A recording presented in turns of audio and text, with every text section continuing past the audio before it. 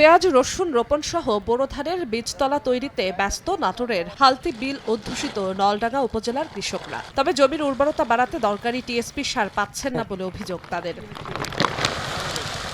স্থানীয় ডিলারের কাছে না পেয়ে অন্য জেলা থেকে বেশি দামে এই সার সংগ্রহ করছেন কৃষকরা। অনেকে আবার টিএসপি ছাড়াই জমি প্রস্তুত করে কাঙ্ক্ষিত ফলন পাওয়া নিয়ে ভুগছেন শঙ্কায়। গোডাউন আছে, তারপরেও গোডাউন থেকে আমাদের দিচ্ছে না, সারের দাম বেশি ধরছে। হয়তো সার তো আমরা লওয়া যাচ্ছে না, সার পাওয়া যাচ্ছে না। আমার আবাদ হচ্ছে না, আমরা কৃষক মরে তো শেষ। ডিলাররা বলছেন বরাদ্দ কম হওয়ায় 6 ডিসেম্বরের মধ্যে টিএসপি সার শেষ হয়ে গেছে।